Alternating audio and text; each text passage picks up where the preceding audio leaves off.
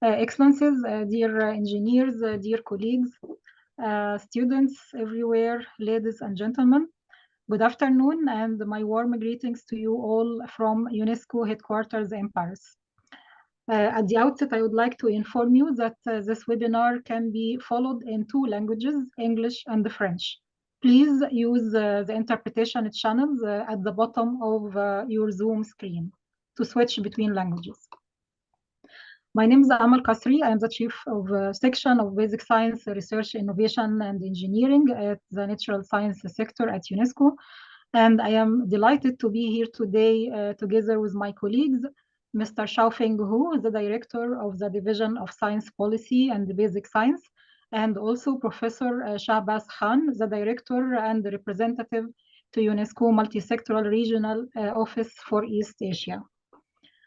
As you may know, every year on the 4th of March, we come together to celebrate World Engineering Day for Sustainable Development.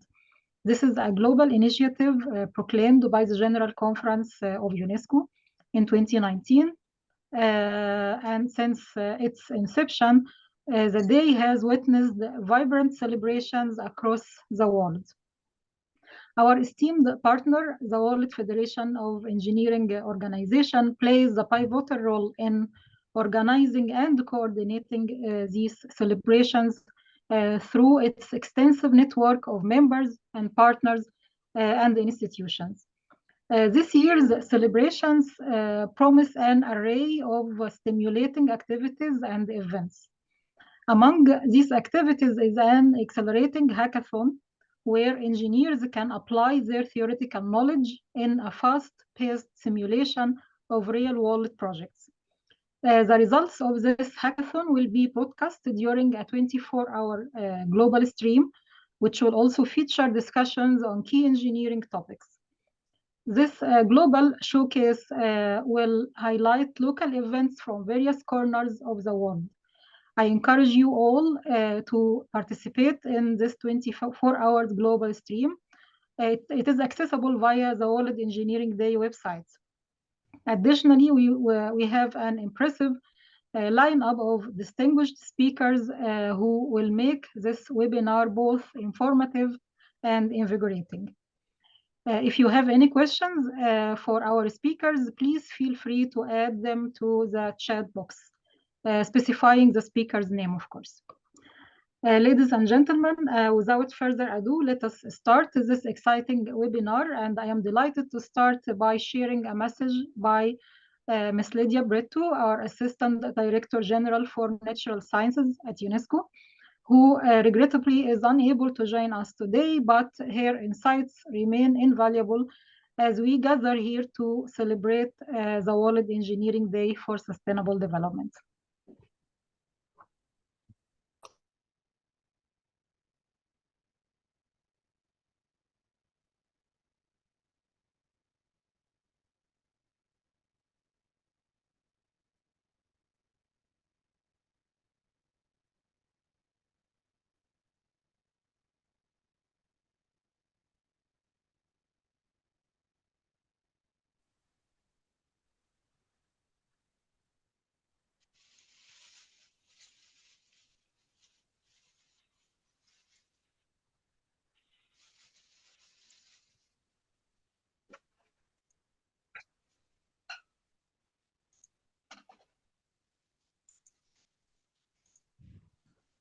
We apologize. It seems there is a small technical problem with the sound. Is everything okay, George?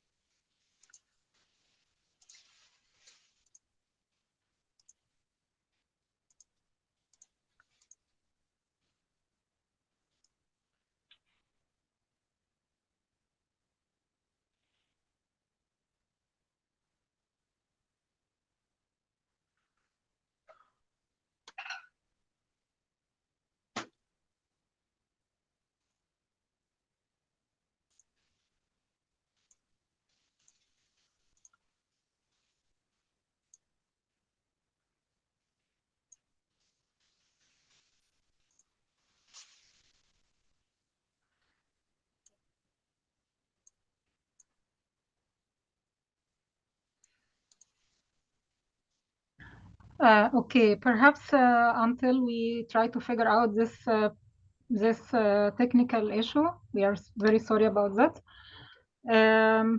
Perhaps we can broadcast it later. Now let me please invite my colleague, Mr. Xiaofeng Hu, the Director of the Division of Science Policy and the Basic Sciences, to deliver the opening remarks. And with his insights, let us set the tone for engaging and enlightening session. Xiaofeng, the floor is yours. Thanks, Amal. Thanks, dear colleagues and dear friends of engineering and sustainable development.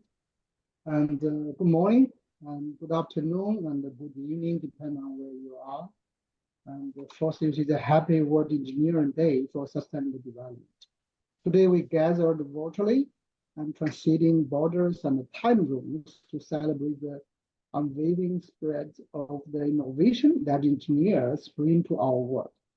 As we embark on this journey toward a more sustainable future, we found inspiration in the tireless effort of engineers worldwide. Engineers, regardless of gender, are the architects of the change. They bridge the gap between the imagination and the reality, transforming dreams into tangible solutions. Today, as we explore the theme of the engineering solution for a sustainable world, we recognize the magnitude of their contributions.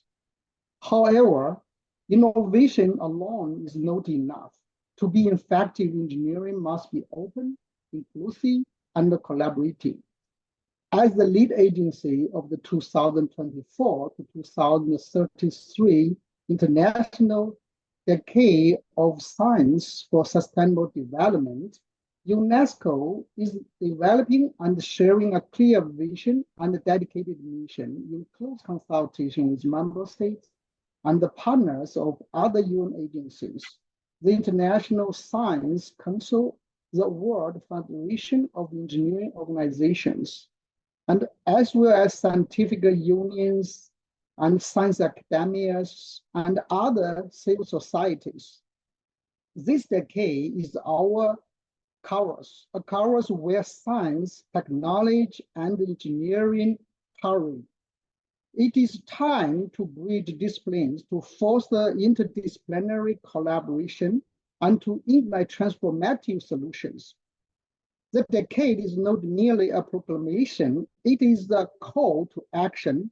Together, we will unravel the mystery of science, harnessing the power of innovation to propel us toward a better tomorrow. As we stand at the precipice of change, let us embrace a collective approach to engineering. Our energy, creativity, and determination will shape a resilient tomorrow. Together, we will rebuild more wisely, more sustainably, and meet the world's pressing challenge heads on. Ladies and gentlemen, and this year, the theme of the World Engineering Day, we will explore engineering a sustainable energy future, innovative solution for a better tomorrow. Our collective mission is very clear: to create a world where energy is abundant, clean, and accessible to all. So, dear engineers, let us ignite the spark of innovation. Let us engineer a future where engineering flows freely, where prosperity knows no boundary, and where sustainability is our legacy. Hopefully, today's webinar will delve into ground breakthrough ideas, cutting-edge technologies, and collaborative strategies. Let us engage, learn, and inspire one another. Thank you for your attention. Thank you very much, Xiaofeng, for this insightful remarks. And we will try once more the video from Assistant Director General. I hope it works. And please forgive us for this last-minute technical issues, as usual. Ashwini, can you try to share, please?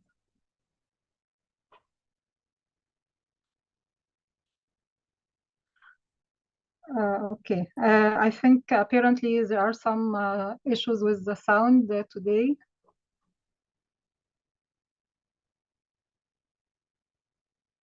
Okay, let us move forward. Thank you, Ashwini. So thank you, everyone. Now we apologize again. So now it's my privilege to extend a warm invitation to Ms. Noura Magiro to deliver the keynote address. Ms. Noura Magiro is a visionary social entrepreneur. She is the co-founder and the CEO of Drop Access. Drop Access is a women-led and youth-led organization that focuses on providing clean energy solutions to rural communities in Kenya. With a background in mechanical engineering from the University of Nairobi, Noura is passionate about leveraging technology for Africa's sustainable development.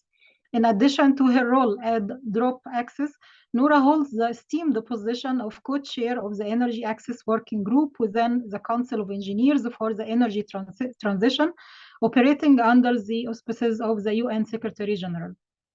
This global high-level body comprises engineers and energy systems experts dedicated to advancing the UN's goal of achieving net zero emission by 2050.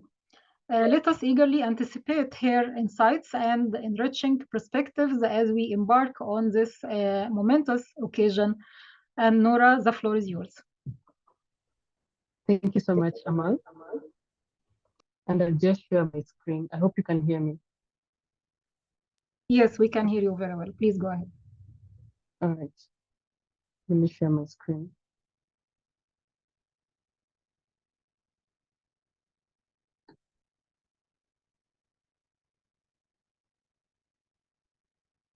I hope you can see my screen now. And thank you so much for the introduction. Once again, my name is Laura Magero. I'm one of the founders for Drop Access Limited, and we are pioneering manufacturers of clean tech within Africa and from Kenya. And today I'm wearing the hat of being also a co-chair for Energy Access Working Group within the Council of Engineers of the Energy Transition, which, as Amal had explained, is an independent advisory council to the United Nations Secretary General. So in line with the theme for this World Engineering Day, Engineering a Sustainable Energy Future, I'm going to give us a brief of innovative solutions for a better tomorrow from the perspective of the CET, as well as my own perspective with my experience in mechanical engineering, as well as clean tech space. So just again, quickly, who are we at the CET? The Council of Engineers is a global high-level body of engineers and energy system experts from all over the world.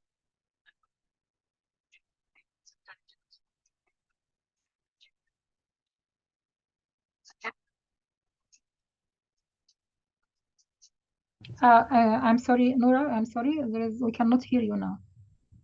Oh, I'll just... yes, now it's back. It's back. Please continue. Okay. So the CET is a global high-level body of engineers and energy system experts, and we contribute to the UN Secretary General goals to build a coalition to achieve net zero emission by 2050. So we generally contribute to the UN through engineering sustainable pathways to achieve a comprehensive decarbonization by mid-century. Now, our core activities involve solving the challenges of scaling key technologies in support of the global energy transition. And we all know that as much as technology has really advanced, there's still a scale challenge problem, mostly within the global south.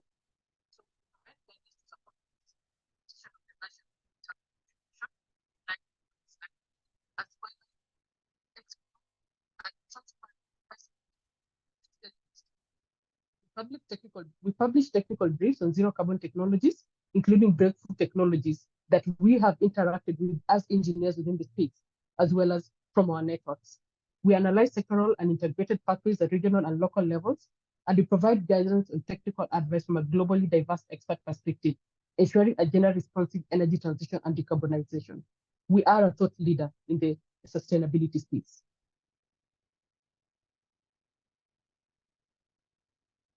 So CET has identified priority thematic areas of research that are essential in the energy transition, which feeds into today's theme of sustainable or of building a sustainable future. And the priority areas that we have considered and we truly do advocate behind is providing energy access solutions for everyone.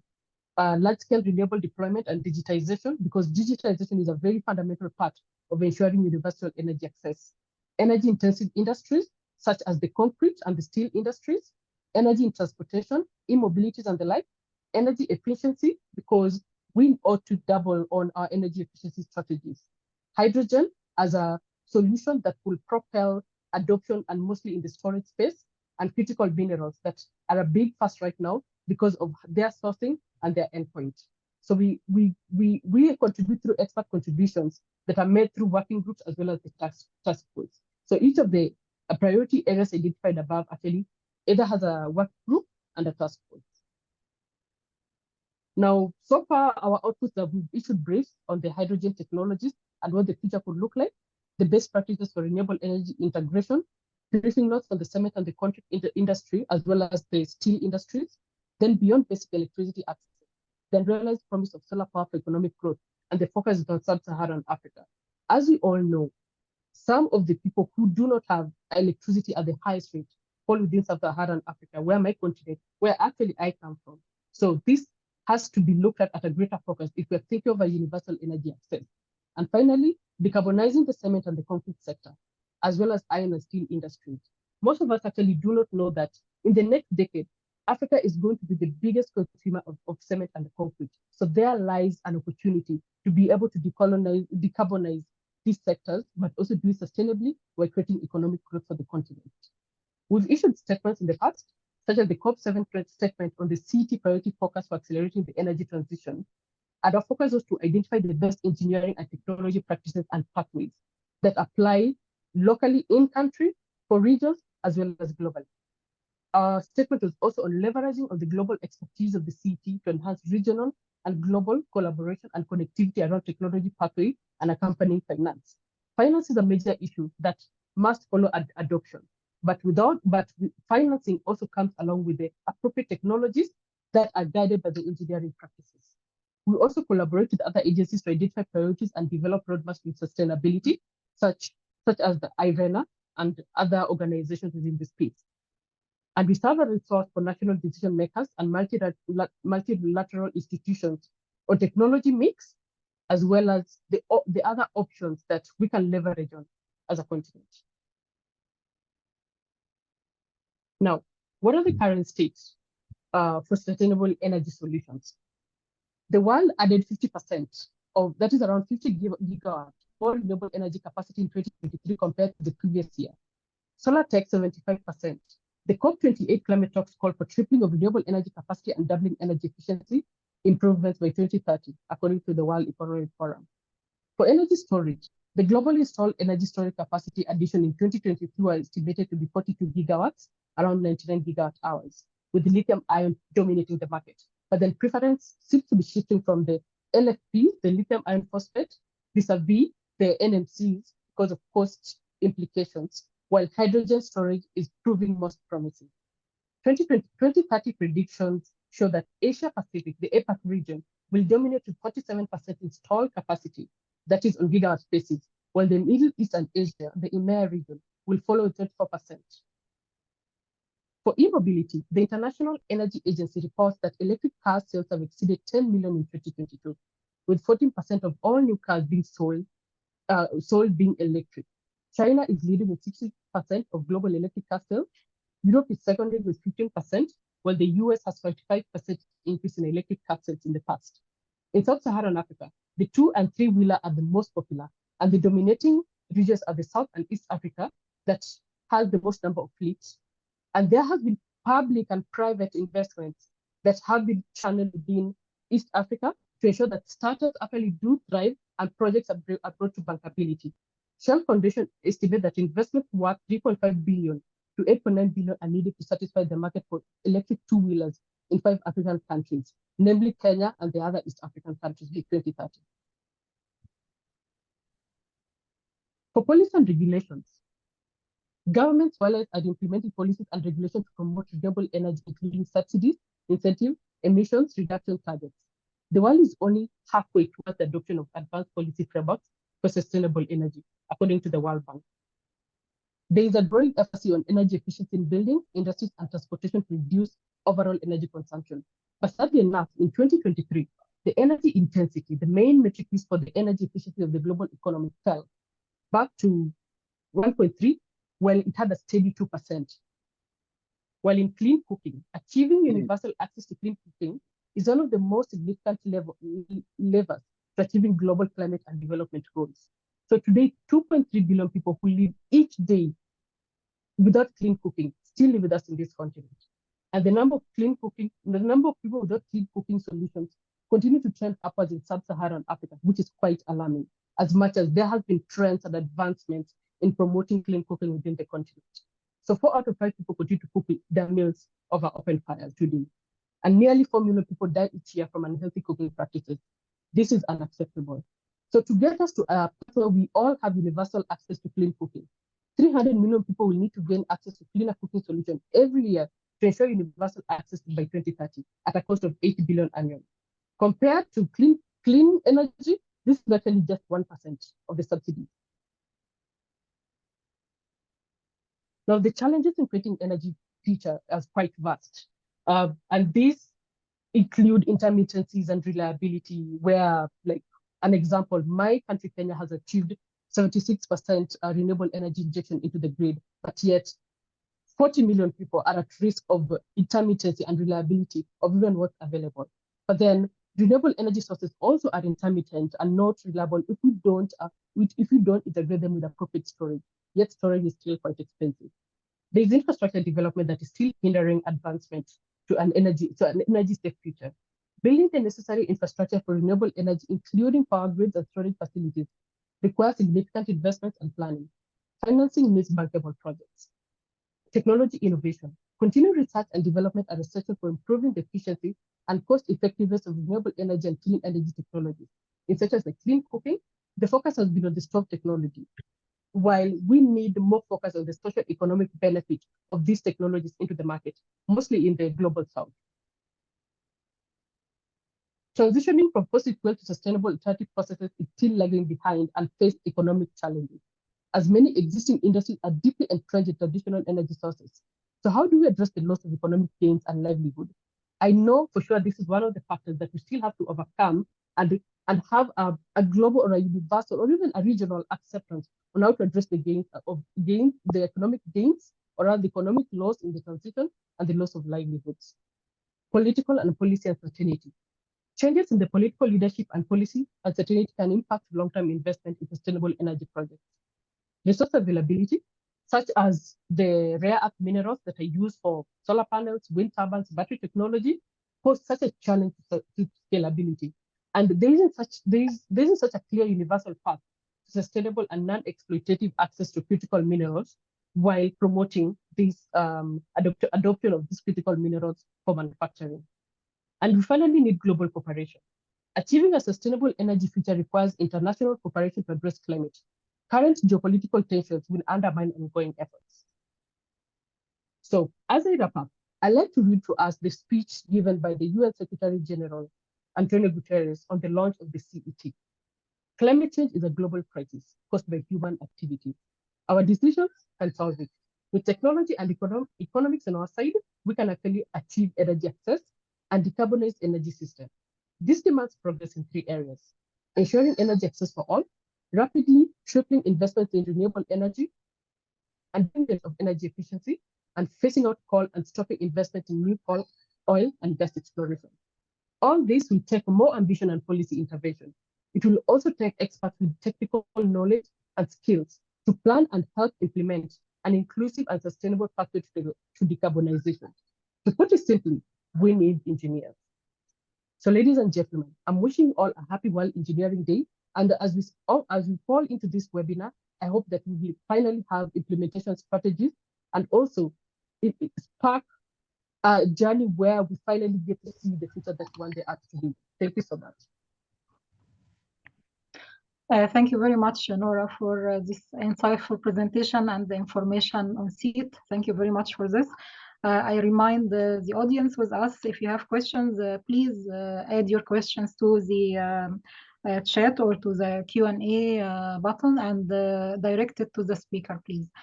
Let us continue now. Ladies and gentlemen, allow me now to introduce Ms. Diana Shantrikova, who will moderate our panel discussions. Ms. Diana Shandrikova serves as an assistant professor at the Department of Energy within Politecnico di Milano. Her academic journey includes a PhD in History of International Relations from Sapienza University of Rome. Diana is an active participant in the Sustainable Energy System Analysis and Modeling Research Group, operating under the esteemed UNESCO Chair in Energy for Sustainable Development.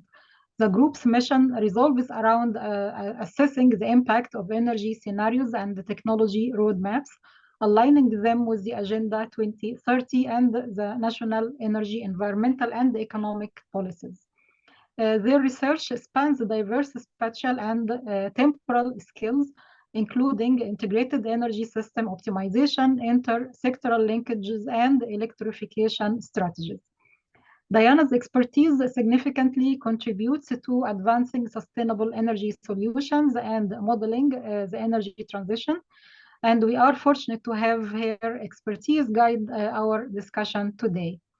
Dear Diana, thank you very much for joining us today, and as we delve into the latest developments in sustainable energy solutions, their practical implementation for a brighter future, and the pivotal role of entrepreneurship in driving innovation within the fields of sustainable energy.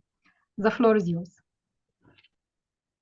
Thank you very much, Amal. Thank you for this presentation. Thank you, UNESCO, for this webinar and for this opportunity. Of course, it's my pleasure and my honor to moderate this session with such high level and professionals from around the world. And it's hard to add something after our speakers, but of course, as we navigate in the energy transition, we should all give our contribution. It should be more to make sure that it's more inclusive and as embracing as possible people from different research and professional backgrounds. I myself am not an engineer, but working with the engineers, of course, from my behalf, I would say that also diplomacy plays an important role. People from different countries in the world. And people, men and women alike, we all need to contribute for the better future. But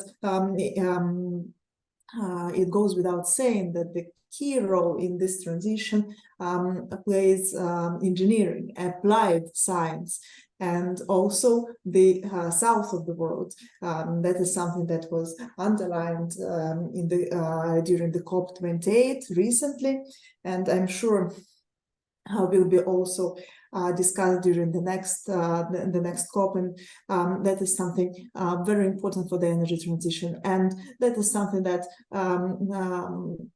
our webinar and our roundtable will be kind of centered around. So I'm really happy to introduce my respected panelists, and really looking forward to their inputs. I hope you all as well. And the first panelist is Maryse Nkwa. Maryse Nkwa is the Executive Director of the Oyo Center of Excellence for Renewable Energies and Energy Efficiency in the Republic of Congo. Maryse holds a PhD in nanotechnology and science from the University of Trieste, Italy. She is also an esteemed member of the Organization for Women in Science for the Developing World. The Oyo Center represents a significant milestone in the Republic of Congo's commitment to advancing its energy transition. Maryse's leadership at the Oyo Center of Excellence underscores the importance of collaborative efforts in driving sustainable energy solutions and shaping the energy transition in Central Africa. Well, I most welcome Maryse, and I would have just a couple of questions to you regarding your experience and your professional pathway. Well, the first one is, what are the most important considerations for developing sustainable energy solutions that are equitable and accessible to all, according to you. Looking forward to your insights. Thank you, Maurice. The floor is yours. Thank you, Diana, for the question. But before to answer, I would like to really thank Amal and Indira for inviting me and to be part of this webinar. I'm really honored and really thank you. I'm not an engineer, but I'm a physicist, but I will give my feedback from this point of view. So developing sustainable energy solutions that are equitable and accessible to all, it's required like really careful consideration on various factors. Nora has just shown it to us in the previous presentation. I will just cite maybe 3 or 4 of them. The first one is on the education and training. How it could have an impact the solution is by providing education and training program to empower communities to understand, to adopt and maintain sustainable energy solutions. This is the first consideration on my point of view. The second one is on policy and regulation as well.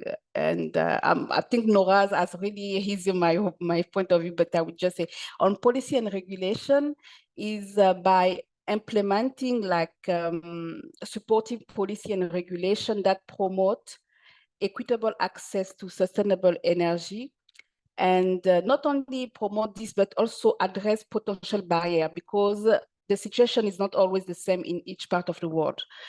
The third consideration, maybe the last, no, I will say the fourth. So the third one is on research and innovation technology.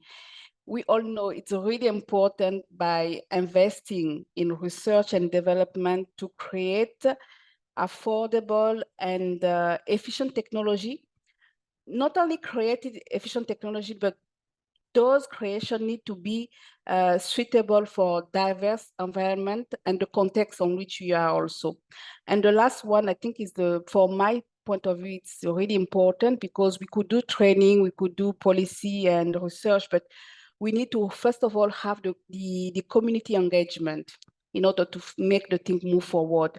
So encouraging the community involvement in each side of a project, from the planification, from the implementation and management of any kind of sustainable energy project. This will make the community to feel like to own the project, and this will feel like we make the project to be more sustainable in that sense. So overall, on what am I thinking of consideration of having on developing sustainable energy solution, by addressing all those considerations by trainer, stakeholder, researcher, policymaker, it can really work toward developing sustainable energy solutions that are not only from an environmental point of view, but also socially inclusive, and maybe also economically viable. And lastly, I will say, especially if I'm from Africa, accessible to all segments of societies. This is some key consideration need to be taken into account if we would like to achieve some goal. Oh, thank you so much, Maris. It's really important, the issue of the social sustainability that you raised, and that there is no one solution that fits all. It should be really, let's say, based on local needs and on local demands, and that's where community engagement is really important. But also, as a physicist, a fundamental scientist, we know that applied science cannot exist without fundamental science, so it's all connected. Yeah. And but you're also hard scientist, but and also a woman.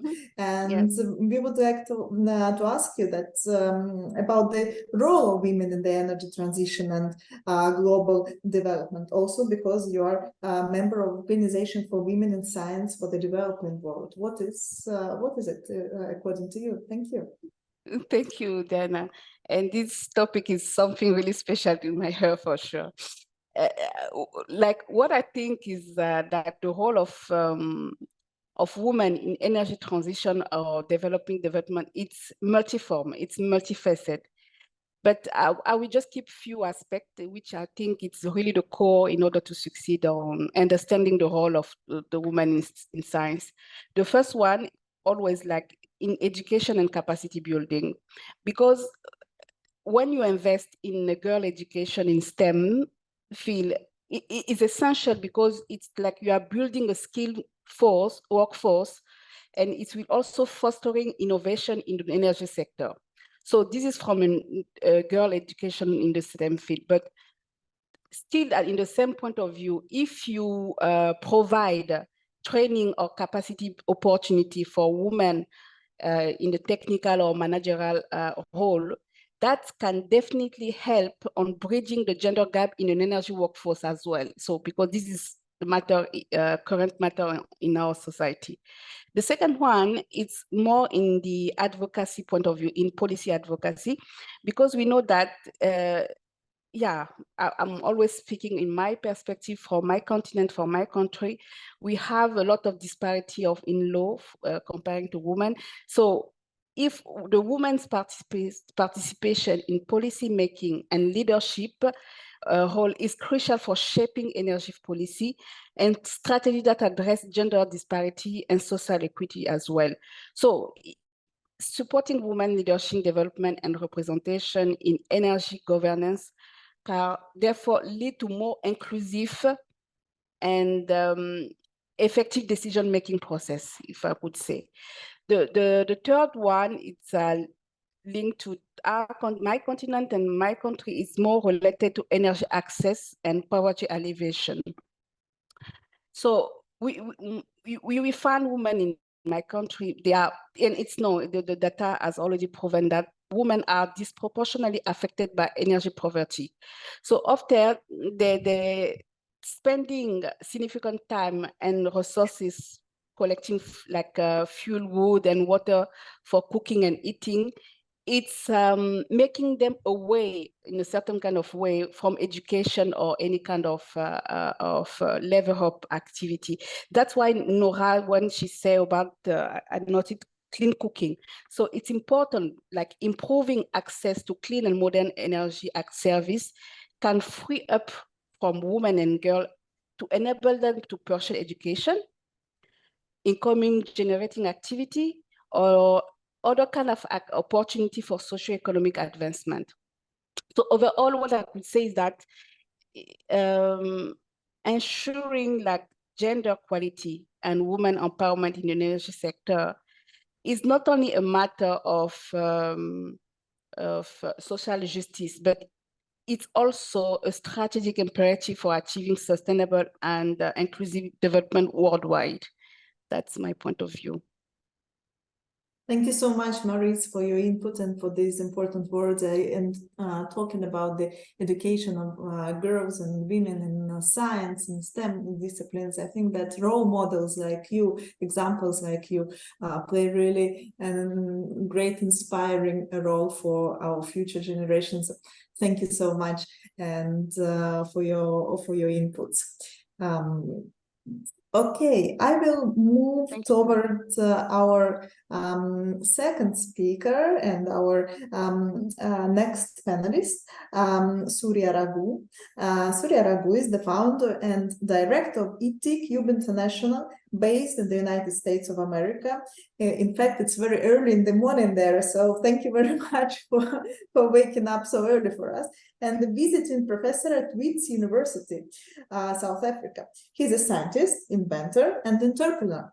Raghu holds a PhD in mechanical engineering from Yale University. His track record includes over 20 inventions and 14 US and international patents. Raghu has successfully commercialized his inventions through collaborations with industries, universities, and government laboratories in the United States. As a senior researcher, he has organized, directed, and delivered lectures and workshops on entrepreneurship to empower scientists and engineers to transform their innovative technologies into impactful solutions for industry or to create successful startups and spin-offs. His expertise extends beyond research as he actively contributes to the field of technology transfer, IP management, and research commercialization. Raghu's commitment to bridging the gap between scientific innovation and practical application is evident through his work at ET Cube International. Dear Raghu, it's really an honor and pleasure to host you today and to be able to ask you a couple of questions to know more about your brilliant experience and such a rich professional path. So, first question to you would be regarding entrepreneurship. What role can entrepreneurship play in driving innovation in the field of sustainable energy, according to you? Looking forward to your inputs. The floor is yours. Thank you very much. Thank you very much. I'm trying to share my screen here. Let me see if I can share screen. Am I sharing the screen? You are, but we also see your, like, it's not in presentation okay. mode. Okay, let me do that again. Okay. So I'll start over again and see if I can do that. We just did that a while ago. It worked. Okay, so share screen. Okay, can you see it now? Yes, it's fine. Okay, great. So thank you, Professor Diana Chandrikova. And good morning, good evening to everyone. And let me also thank UNESCO for providing me this opportunity to be part of this important topic of discussion.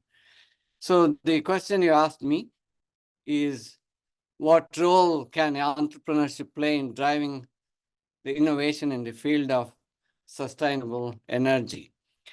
I want to begin by saying that entrepreneurs are game changers and fearless imaginers.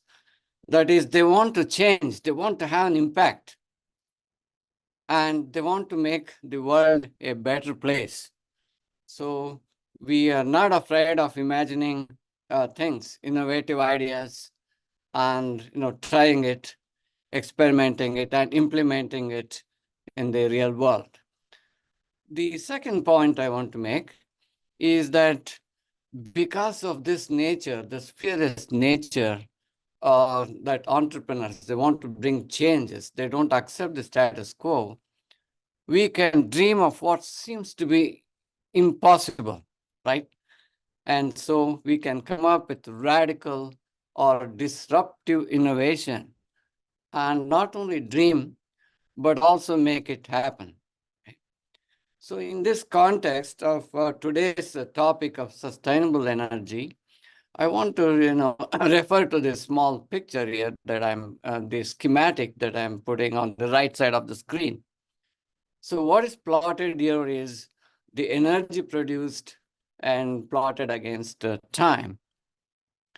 So the blue line shows that, the blue line shows the energy that is produced by conventional sources, and the blue dashed line shows our energy demands in the next 20, 30 years, and it's going really exponentially high. There's nothing wrong in demanding energy because we need energy for progress, for economic development, for providing energy to all the reasons that our other speakers from Kenya mentioned as well. So, but what is important is that production of energy by conventional methods is not going to be good for us. We are already seeing its impact on our environment, our global climate, our pollution levels. So that's not a sustainable approach to increase the amount of energy produced by conventional sources. Okay, So we need alternate solutions, and we have made a good beginning. The red dot shows where we are in time, and we need to accelerate our method of sustainable energy production to meet the demands and also reduce the dependence on conventional sources, okay? So eventually what we want to do is meet all the demands of energy for whatever reason or all the reasons that were mentioned only by sustainable energy methods, and then reduce the production of energy by conventional sources, okay? That's the one that has been polluting us all these years. So we have reached a critical point now, and it is not anymore possible to do this in the regular method, that is in the conventional sources. All right. So how do we drive innovation? So that's the other part of the question. So the first one is the approach. The way we look at the problem, it's not anymore looked as a supply side and demand side problem, but we look at it as a sustainability problem. We train the engineers, the entrepreneurs, and innovators to imagine all possibilities as a sustainability problem and to intervene and minimize emissions and consumptions. All right. So how do we do this? We want to look at new combinations of energy production and new infrastructure for storage. It's no longer the miles and miles of power grids, but the other types of infrastructure is going to matter a lot. And new market models. Again, it's not a supply side. Somebody produces electricity and somebody consumes it. So we have to look into different market models and new energy distribution models. It's no longer, again, the energy is produced at a central place and being distributed, but rather bidirectional energy distribution. That is energy in both directions, okay? And then active participatory consumer model. That is the model we produced or we propose to the consumer. What kind of incentives we provide to the consumer to use electricity, to use energy, and also to supply back the excess energy, okay? So it's not only a technical issue, we're also thinking of that as a business issue, as a market model for getting the sustainable energy moving very fast. The second thing is about mitigating risk. That is, we start from ground zero. The innovators and the entrepreneurs, they're not afraid of starting new and building pilot plants, okay? So for the proof of concept, as mentioned, we need to put in a lot of private money, private investors into this energy equation. And the only thing way we can do that is by increasing their confidence. They don't want to put in too much money into high risk ventures, right? The entrepreneurs minimize this risk by moving up what we call the technology readiness level. That is, it's feasible. We have the proof of it for them to be convinced that there is, they can invest money and they have return on investment for that. So these are the ways that I think we can drive innovation in sustainable energy. And back to you, Diana. Thank you so much. Thank you so much, Raghu. It's really insightful, and thank you for underlining this important role of entrepreneurs in the energy transition. But also, maybe just in few words, because we are a little bit behind the schedule. Given your rich career experience and also multifaceted career experience, what are the main challenges you personally encountered during your career as an innovator? How does it feel to be innovative? What are the challenges? Just maybe in few words. Thank you. Yes, so I'll take just 30 seconds for this. Want to mention that not every idea will work. That's the concept for an innovator. So it is, at least it won't work the first time. So perseverance is really important, and learning to quit when it is not, when it is not going to work. So what we call fail fast. Learning to fail fast is really important. And then keeping track of technological advances. It's not only your field, not only in your field, but also in the related fields that is really important, because again, it's an interdisciplinary or multidisciplinary effort for these kind of projects, okay? So that is really important. And then look at challenges as opportunities. It makes us think different and be resourceful, okay? These are the qualities that we have to learn in order to be entrepreneurs and innovators. Thank you so much. Yes, back to you, Diana.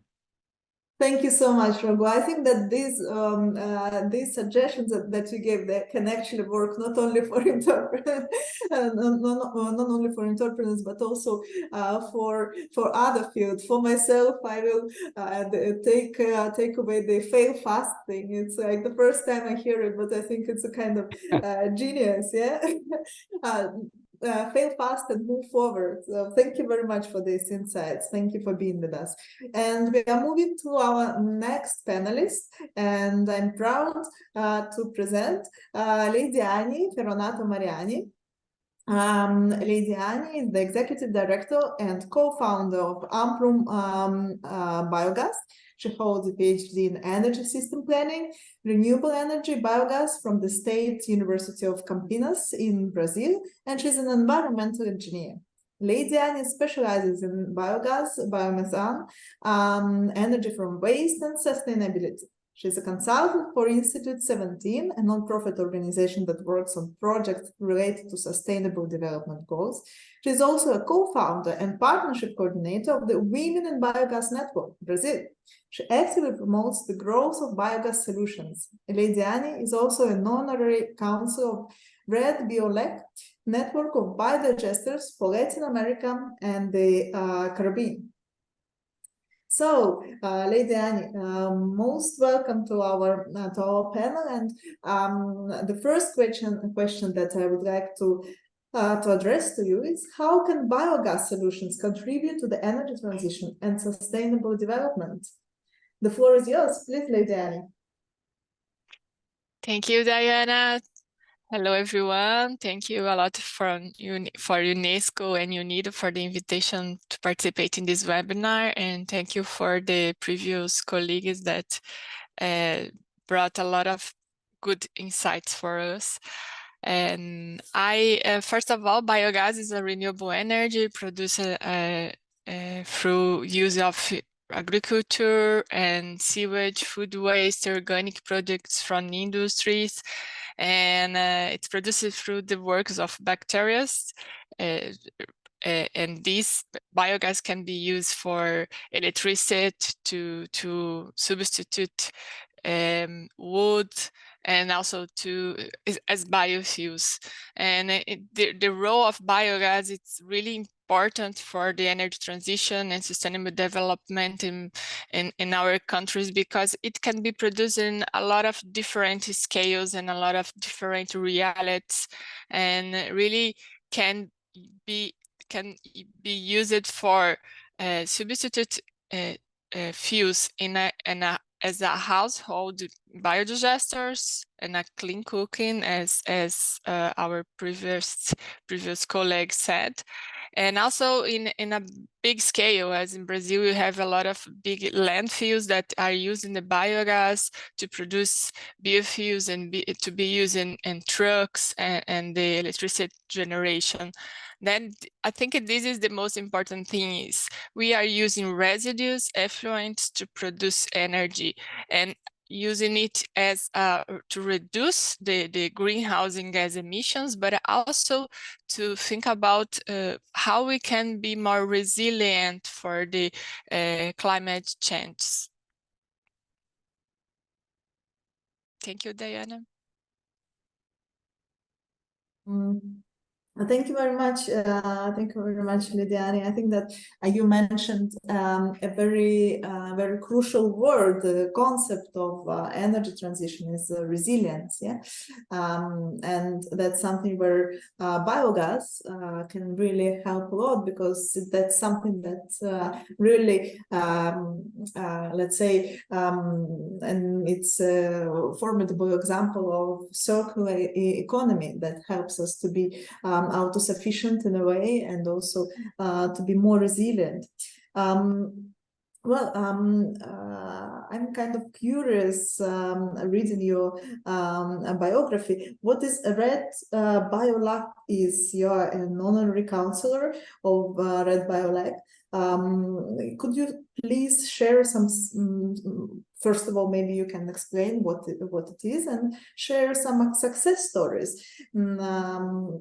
An inspiring example in the Latin America and Caribbean region, where the biogas digesters are successfully used and applied.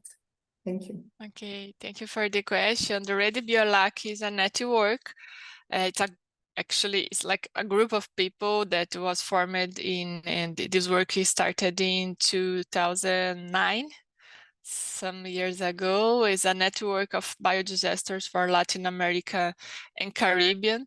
And this network brings together professionals and institutions related to apply research and dissemination of anaerobic biodigestion in this region, in our continent. And I was part of the network's board. I worked for the network for some years, and now I'm currently one of the honorary counselors. And the goal of the Rede Biolac is to stimulate the treatment and management of organic matter to improve the use of the residues and improve the life of the people from rural and urban areas in our continent. And this network, now we have a website and a lot of publications, and there is a annual meeting and to discuss and to have more network between the people. And during the most intense period of the network's work, with funding from the Wuppertal Institute from Germany, it was possible to hold conferences, publications, and exchange of knowledge between people from various countries.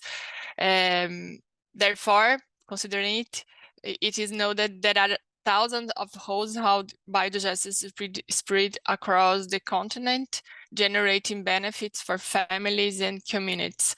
What I see most is household biodigesters, and the people are substituting mostly wood, and as women are most impacted for the use of the wood in the house, the emissions, and the biogas can be used for clean cooking, and this can really change the reality of that people, that family, and that community. And we have several examples of it in countries as Colombia, Peru,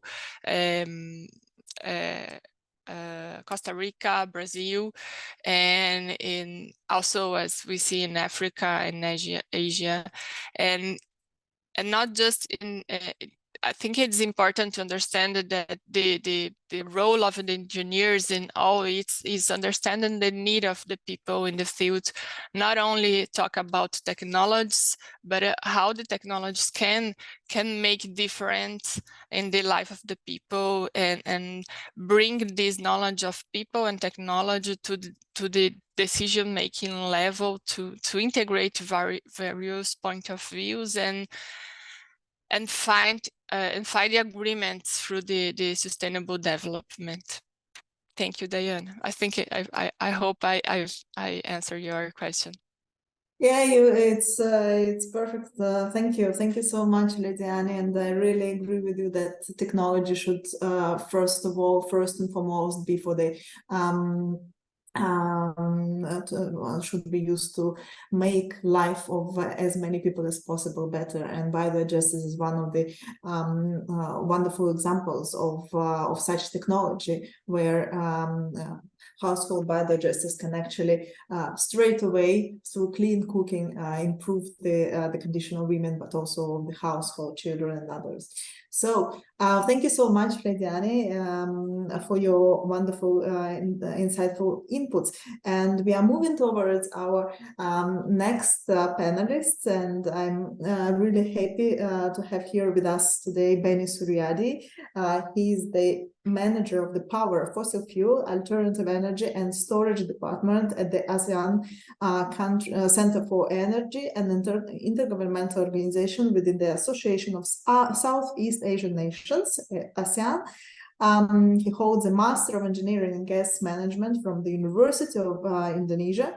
At the ASEAN Center for Energy, his role involves building a coherent, coordinated, focused, and robust energy policy agenda and strategy for member states in the region.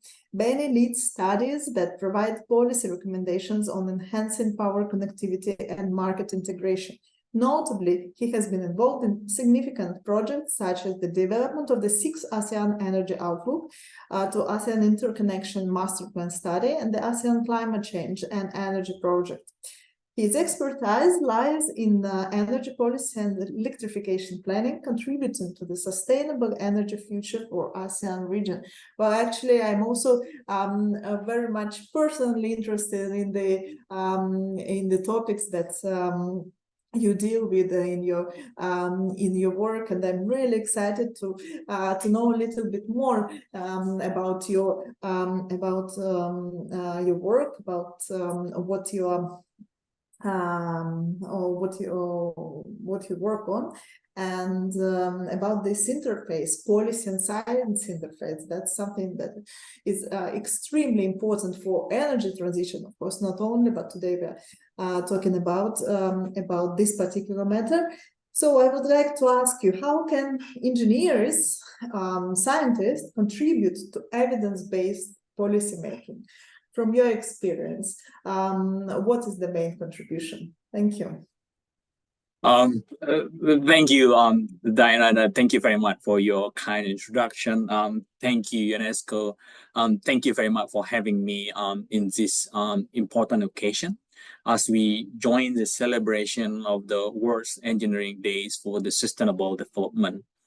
As introduced, my name is Beni Suryadi, and I'm working as a research manager at the ASEAN Center for Energy. Again, disclaimer first, I'm an engineer by training. I got my bachelor degree on mechanical engineering, master degree on the gas management from the chemical engineering, but I don't think I can call myself an engineer anymore. And as Diana introduced that, I work for the ASEAN Center for Energy. It's an intergovernmental organization that represents the interests of the 10 countries in the Southeast Asia region for the energy cooperation. So we act as a catalyst, we act as a think tank, we act as a knowledge hub for the Ministry of Energy from the 10 countries, supporting the national and regional effort in the energy transition, achieving the shared goals of having the energy security, energy affordability, energy accessibility, and sustainability for all. And to simplify, like my day-to-day work is to support, helps assist the policymaker in making their national policy on energy, implementing their national policy, and in monitoring their national policy in the umbrella of harmonization within the regional policy. To even simplify it more, my work is to recommend to the government what kind of policy needed. For example, when they want to bring more renewable energy to replace the reliance on the fossil fuel, or when they want to embrace the climate targets or the climate commitment to achieve carbon neutrality or net zero, let's say by 2050 or 2060. This is one of the critical situations where the roles of engineer or scientists are very, very crucial. The contribution of the engineer scientists, again, to emphasize, it's very, very critical. The evidence-based policy making on the energy transition, we understand, is a complex and multidisciplinary process that require the input from everyone, including, or also importantly, the engineer and scientists. Engineers and scientists can contribute to this process by providing reliable, relevant data, models, analysis on the current and the future states of the energy system. What is the impact and what is the benefit of the various different scenarios that we may, policymakers may consider, and also the technical and economic feasibility of all of this kind of the energy solution. So this is the thing that scientists and engineers have an answer for the policymakers.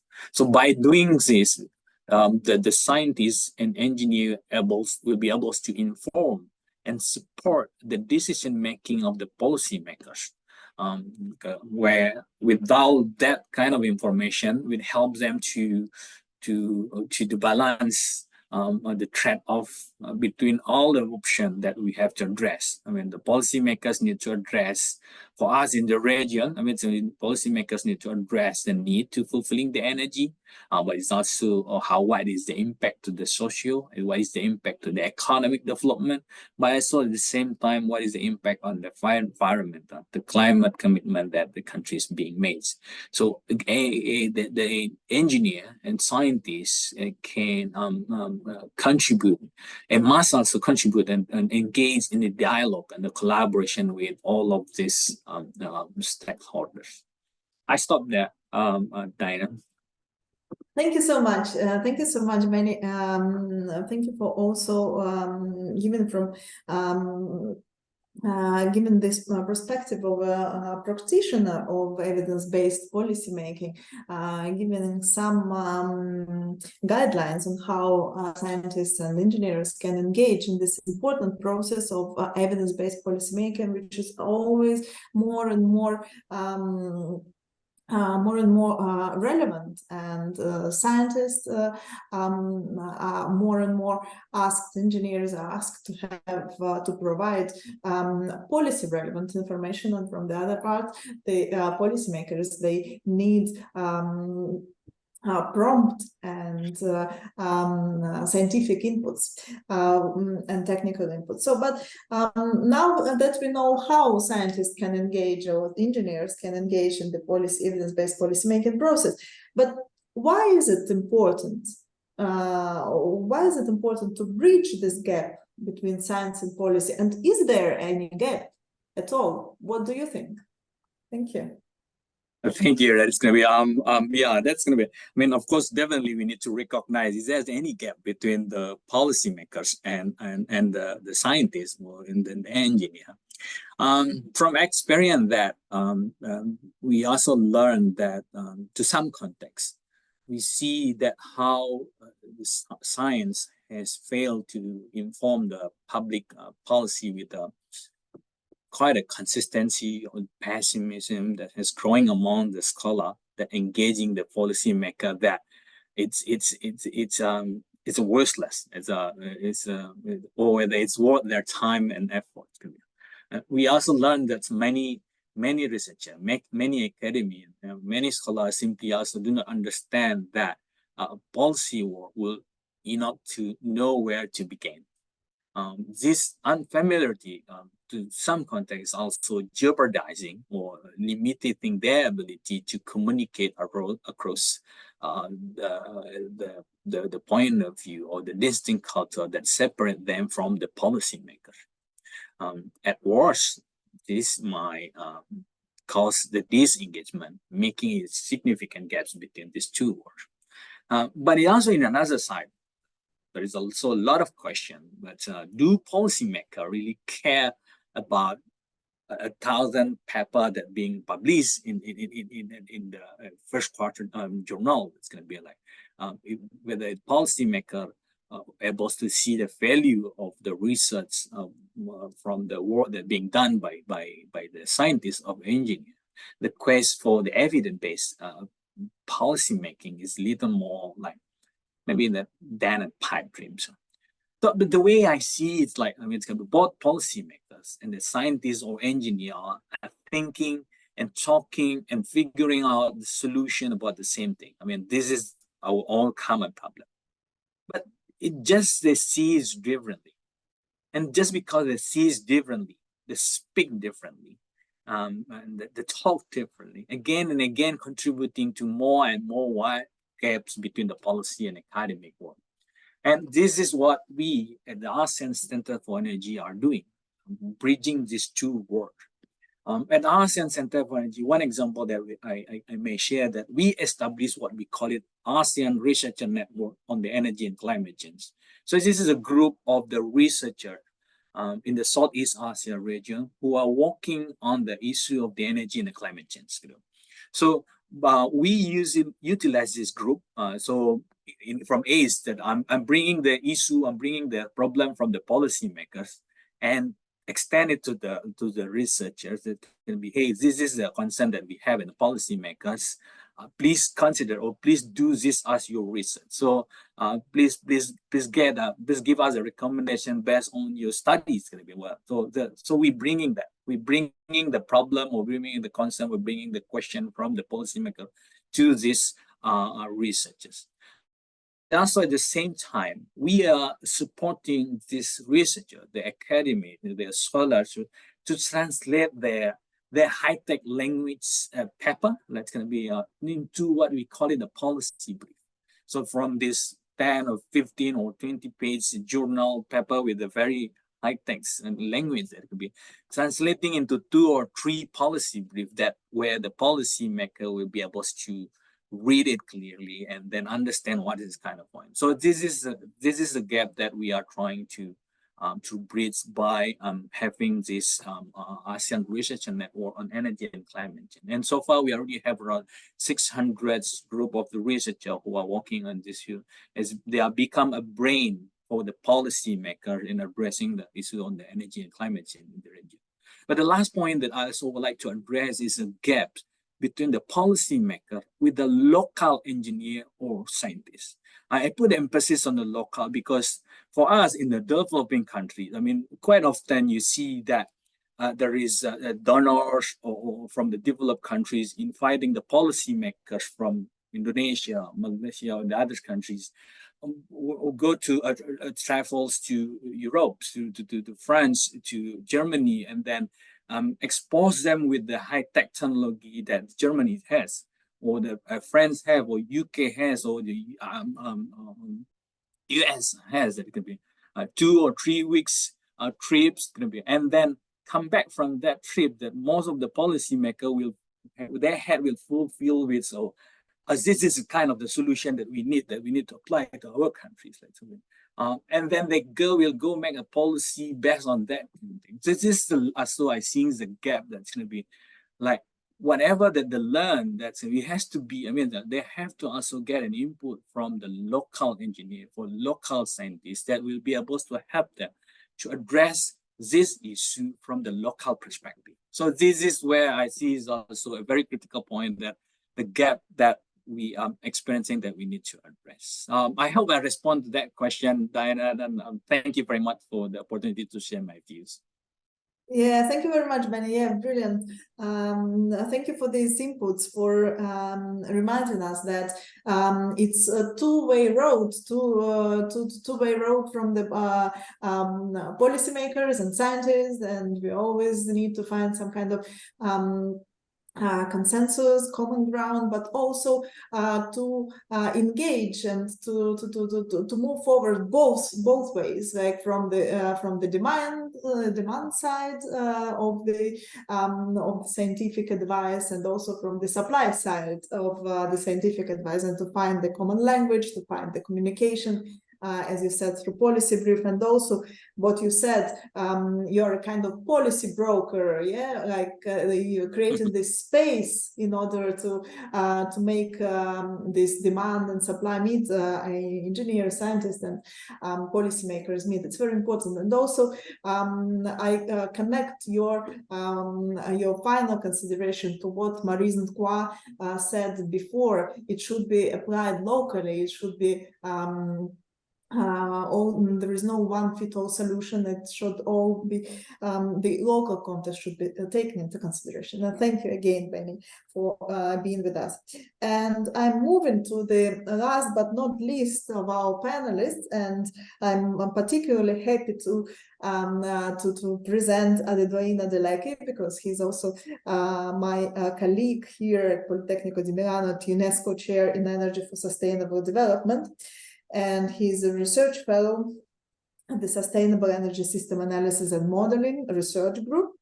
And also he got a PhD in energy energy engineering from Politecnico di Milano. So having his academic and research background in energy, Adedoyin works at the interface of science, policy, and practice on green growth with a focus on Africa. And as a visionary behind Green Growth Africa, he's committed to realizing a green and more sustainable Africa. Within the UNESCO chair, he contributes to several intercontinental engineering projects, such as the long-term joint research and innovation partnership on renewable energy between the European Union and African Union, LIPRI, and Ambassadors for Sustainable Transition, Ambition, both funded by the European Commission, among other projects and programs with impact across Europe and Africa.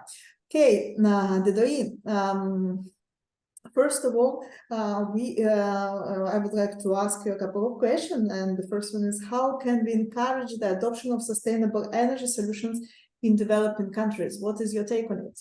The floor is yours. Thank you so much, Diana, and very special thanks to UNESCO for this initiative of inviting me. And personally, I'm also very grateful for the UNESCO Chair initiative. I had my PhD within the UNESCO Chair in Energy for Sustainable Development at the Politecnico di Milano in Italy. Right, now, going straight to the question. As the last speaker, a couple of some of the points I have been mentioned. So I'll be brief on those ones, and then probably I'll take more time on the ones that have not been mentioned. How do we encourage the adoption of sustainable energy solutions in developing countries? And I'll say in brief, let those who face the challenges own the solution. Of course, somebody has mentioned something close to that already. One, and in what sense? Matching the solutions to the local challenges. So, because when the people that are good, that are facing the challenges, when they own the, when they own the solution, you find that there is more commitment, there is more collaboration, even for funded projects, perhaps funded intervention. Funding is not all about ownership. And often I read in papers and scientific papers recommendation to build a sense of ownership. But I would say we need to go from a sense of ownership to really, really engaging them such that they have a part in decision-making about those projects. For instance, then I'll talk about the other point, which is I call technicalities beyond technologies. Now, oftentimes, when we don't involve people, we just observe that they lack energy access and want to provide for them. And then you go to bring, for instance, solar energy. I'll use illustration of a water solution that was done in the community somewhere. You know, the people that brought the solution, the water solution, thought that they have solved the problem because the women have to travel several kilometers to get water. And when they brought the water, they thought everybody would be excited. But when they would do the evaluation, they realized that the women don't go to fetch, even though the water system is very close to their house, they still continue to go to the stream. By the time they did their research, they understood that the women actually take advantage of the time that they trek to the stream, very far distance, to discuss about the problems they are having with their husbands. So women to women talk that they will not discuss within the neighborhood. So by bringing that solution, even though it solves the water problem, it also it counteracts with a social value that they get from moving. But if the people are involved in developing the solution, definitely, perhaps there would have been recommendations, say, oh, these are we want, these are we want, and then they are part of it, and there are some of the reasons that they will not even tell you, like the one I've just mentioned. Then I talk about equitable partnership. Now, usually when you look at some platforms and some committees made around the world, perhaps because they're being funded from the Global North, oftentimes the Global North has a stake in such committees. And I think that if we really want developing countries to be part of it, then there should be equitable partnership. And I will even say that perhaps these developing countries being quote and unquote the benefiting partner ought to even have more stake. And I would recommend that when forming such committees, probably because of the high population of young people in developing countries, there should be focus on the young people. Even if it's a local community stuff, there should still be a focus on the young people over there. And I say that two more points about that before I hang it up there. It's about understanding the peculiarity. When we are making provision about technology, the way solar energy works in Italy is not the same way it will work in Nigeria. For instance, Italy is using solar energy for energy transition, not energy access. In Nigeria, the first thing is about energy access before the climate, the energy transition. So understanding the peculiarity of developing countries in terms of high level of informality, high level of rurality, poor economic profile, low level of digitalization will help us, will inform the kind of technologies that we can present to these people in developing countries, and they'll be happy to accept. And of course, that will also inform not just the technology, but the business model. And I'd like to say, in closing on that subject, that energy transition is a process, not an event. Thank you so much. Thank you so much, Adedoyin. We are really, they are telling me that we are running out of time, that we went really long, but maybe if you just can, in half a minute, answer one question that we still have. I know it's challenging, but I know you can make it. How can engineering be used to develop innovative solutions for creating a sustainable energy future? Thank you. Right, really challenging, but I'll see how many things I can brush and mention before the time closes. But please feel free to stop me. Now, one is understanding, teaching technology at the local level, so that, because when you teach people, they not naturally will understand the teaching and the lessons within the local context of their local context, which means that they will understand within the context of their problems and their environment. And then when they come up with solution, they come up with local solution that fits within their context. That's why. Now, but when we talk about technology, what are we really talking about? Oftentimes, I see us limiting our understanding of technology, particularly when we talk about it in terms of equipment. Whereas technology is all about how to do. Now, three things. One, about the equipment, which is easy now. Then number two, set of codes, which are the manual. And the last one, know-how. Now, it is easy to really, if we have a new technology machine in America, to move it to Nigeria, for instance, just take maybe 1 month. And then to send a set of codes, I can download it online. But the issue, where the issue lies, is transferring the know-how. Now, because of time, I'll just summarize that normally, if we are to allow people to learn, go through the normal learning circle, research so that it takes about 10,000 hours to master a new skill. Now, by the time we are waiting for 10,000 hours to master one skill, then transition will be slow. Whereas I think that what can hasten that process is, for instance, migration. Migration of people from a place where they know, and then the people does not have to go through the learning cycle. I would have demonstrated that because of time. But rather, by working together with people who are already experts in the field, who just need to upgrade their knowledge, we can be able to accelerate learning about sustainable innovation, and people can now on their own develop the solution. I have to stop there because of time, sorry, but I have a lot of points I would have mentioned, but I think it's okay. Thank you so much. Thank you so much, Adede. I really appreciate it. The synthesis, but still very, very insightful. If I can,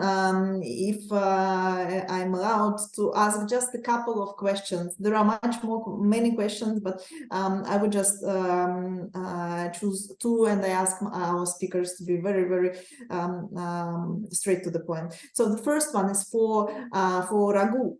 How do you tackle the issue of prices, costs of innovation for sustainability without necessary policies in place? So that's the question. Yeah, so thank you, Diana. That's a very deep-rooted question. But what I would like to answer is that it is both ways. That is, policies, we need to understand that the one side is policy making and one side is the incentives that is provided for the industries, and the incentive that is latent for the private industry to come in and run this as a business opportunity. So, when we all move towards sustainability, there is a big opportunity for private industry to invest. So in addition to policy making, it is also from the profit making also that is important, and it comes both ways. So that's my take on that. Policies are important, but also incentives, not as a policy, but as what the private industry can take it on its own. I hope I'm not mistake. Okay. No, it's perfect. Thank you. And one last very short question for Lady Annie. How do we ensure that the production of biogas will sustain in the long run? Thank you. It's a really good question, because some projects, some biogas projects, sometimes they doesn't continue to be working in the long term, and this is really important to understand that. In addition to installing new biodigesters, it's important to create a structure and a supply chain and policies to support the continuous operating of these biodigesters in the field. Then some strategies to it is ensure the feedstock availability and diversity, the innovation and search for efficiency in the projects is really important. And the market development, sometimes we have some projects that are financed for developed countries and in our continent, and when they go and the project stays with the local people, not always they have the resources to continue, and the market is not really developed. It was only a punctual intervention, and this is not good for the long-term project sustainability of the project. Also, financing conditions and capacity building and knowledge sharing, I think, is the mainly strategy for the sustaining in long term of the biodigesters. So it's important to put the biodigesters in biogas and in public policies. That is the answers.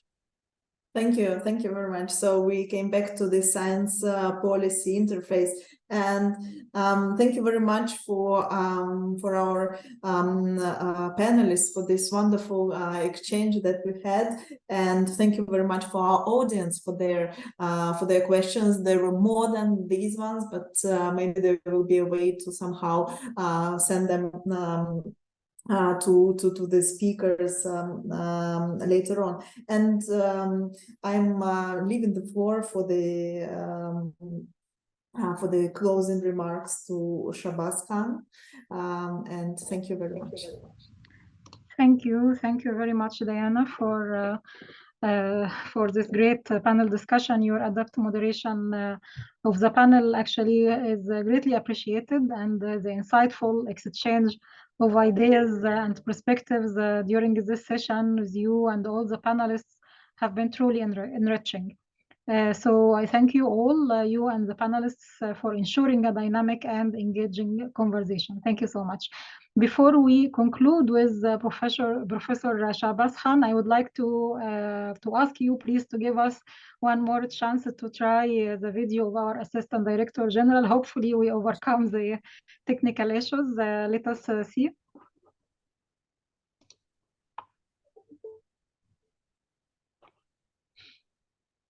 Excellencies, dear colleagues, esteemed engineers, dear friends of Engineering for Sustainable Development, ladies and gentlemen. Today we gather virtually on World Engineering Day for Sustainable Development to celebrate the remarkable contributions made by engineers everywhere, a community that drives progress and innovation. This year's celebration theme is Engineering Solutions for a Sustainable World. It serves as a reminder to us that as engineers, we hold the power and responsibility to shape a better tomorrow, one that is resilient, equitable, and environmentally conscious. Energy lies at the heart of sustainable development. Our dependence on fossil fuels has consequences: climate change, resource depletion, and environmental degradation. However, we must have an opportunity to overcome these challenges by engineering a transition towards sustainable energy sources.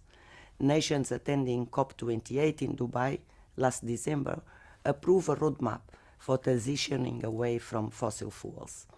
As engineers, we must accelerate the adoption of renewable energy sources such as solar, wind, hydropower, and geothermal.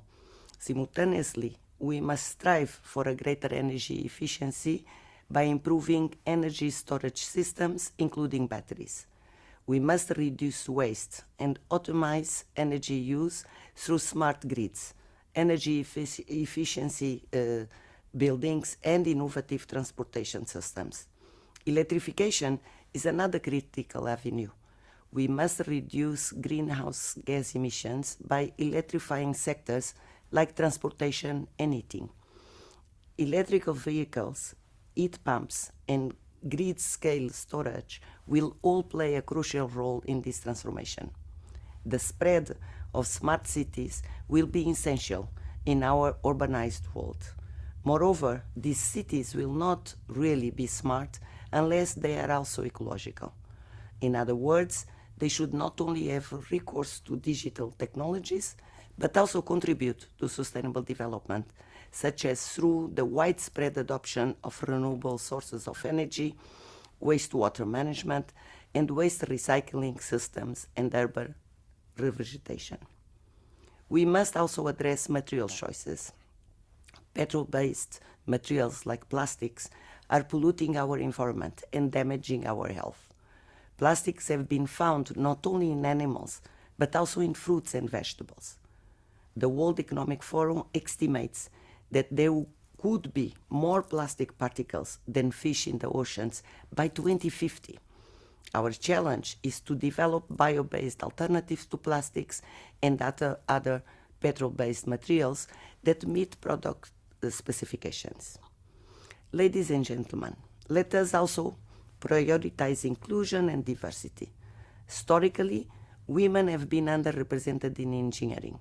They account for just 28% of engineering graduates worldwide in 2018. We must break down the barriers, challenge the gender stereotypes in order to create environments in which all aspiring engineers can thrive, regardless of their gender. It has been said that science has no gender. The same is true of engineering. This change in mindset is all the more critical in that the demand for skilled engineers far exceeds the available supply. According to the UNESCO engineering report, nearly 1 in 3 engineering roles will remain unfilled each year until at least 2030. This persistent talent gap imperils the energy transition as it does the green transition overall. It also jeopardizes future economic growth. Efforts to bridge this gap face several hurdles. These hurdles include the uphill struggle to increase diversity and inclusion in engineering, insufficient reskilling and upskilling efforts, and limited coordination across industries and educational institutions. It will be crucial to overcome these hurdles if we are to address the current shortage of engineers. It was in 2019 that UNESCO officially proclaimed 4th March as World Engineering Day for Sustainable Development. Here at UNESCO, we are convinced that we must ensure that engineering delivers on the Sustainable Development Goals by forging global partnerships and catalyzing collaboration. This year we start the International Decade of Sciences for Sustainable Development. We count on all of you to be part of it. After all, engineers hold the blueprint for a more resilient world. They just need to use this blueprint. The choices we make today will ripple across continents for generations to come. Let us be bold. Let us be creative. Let us be unwavering in our commitment to a better and more sustainable future. I thank you all.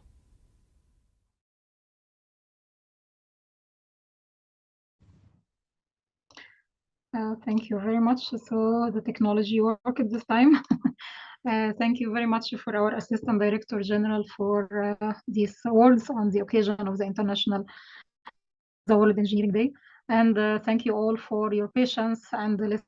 Now we come to the end, and as we conclude this insightful webinar, I invite now Professor Shahbaz Khan, the Director and the representative to UNESCO Multi-Sectoral Regional Office for East Asia, which is located in Beijing, China, to deliver the closing remarks. Dear Shahbaz, the floor is yours. Dear Amal, I hope everyone can hear me. Ladies and gentlemen, dear fellow engineers, I'm one of you as well. This has been really a very enlightening webinar on engineering a sustainable energy future. I can say I'm filled with optimism and inspiration, and I think you are too. Our collective efforts certainly have illuminated a path towards a better tomorrow, a tomorrow where innovative solutions will drive us towards a more sustainable world. Allow me to reflect on a few takeaway messages from today's discussions. So, number one, engineering solutions for a sustainable world. A theme of this year's World Engineering Day for Sustainable Development, as you know, underscores this very pivotal role for engineering to play and is playing, and the dedication of engineers and the related science and technologies disciplines to solve the global challenges such as climate change, poverty, and inequality.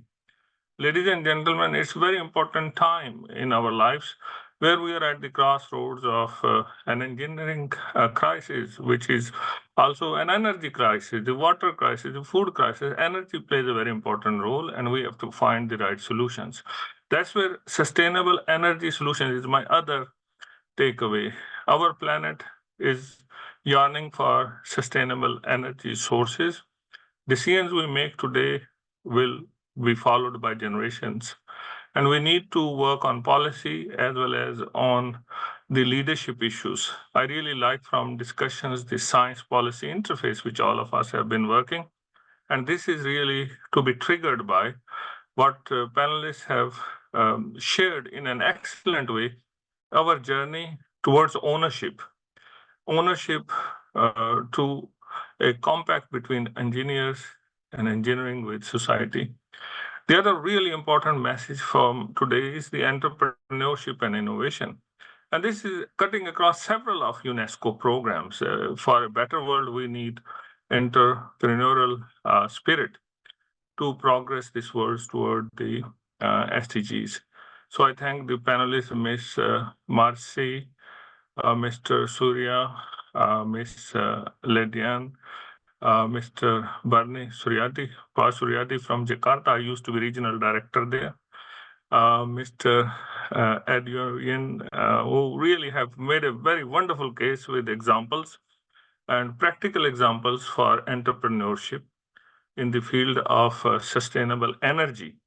Your stories have inspired us to forge ahead creative ways to have a meaningful impact at a global scale. And this issue of scale you really tackled well.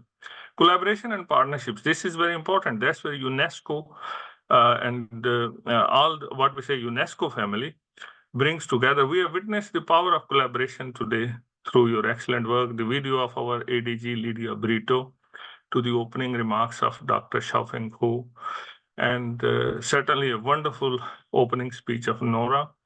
And the insightful moderation. I really like the moderation of Professor Diana Shandrikova. Well done. You have all highlighted our shared commitment towards a sustainable future. And with your ideas, certainly we are already fostering the partnerships which transcend borders and disciplines. I'm also very grateful to all the organizers, especially led by our dear Dr. Amal and well supported by Indira and our technical team. and all of you who have participated today from different continents. So we together have to take this debate to the next level. And the next level is evidence-based policy and its policy implementation with innovative solutions by bringing transdisciplinary approaches in engineering. And very importantly, all of you have highlighted what resonates well with me. We need to link supply and demand sides of society in the best possible way. We need to find those pathways for, especially for the International Decade for Science for Sustainable Development, which is about to start. And all of you can play a very important role at all levels. And in the region where we are, you can be very active linking with China, Japan, Korea, and many others. Also very importantly highlighted by ADG Lydia is the open science movement. And from today's discussion, as a fellow engineer, I would say let's work together to define open engineering. Open engineering, in my understanding, is more difficult than open science because, you know, science brings those theories and ideas, and then technology provides you with the tools, and engineering provides the solutions. And there are many issues we need to tackle as we define open engineering. So, ladies and gentlemen, in the end, what a wonderful day. Let us work together more on sustainable energy solutions, and let's work towards a brighter, more equitable future. And in the United Nations way of describing that future is a future where no one is left behind. And I strongly believe in our collective efforts to propel us towards those solutions which are owned by the society, which bring a greater impact, and very importantly, which helps poor people with their basic needs of energy, water, food security, and a life of dignity within our lifetimes. I thank you. Thank you very much, dear Amal. Thank you so much, dear Shabazz, for these beautiful words. And no one is left behind. With this, we end our webinar, and I do hope that everyone who's listening to us today benefited from all the discussions and the insights. And as you know, we do this webinar every year, so I'm looking forward to seeing you next year on the World Engineering Day. Thank you so much. Have a good afternoon, all of you, or good evening, Shabazz. Bye bye. Bye bye.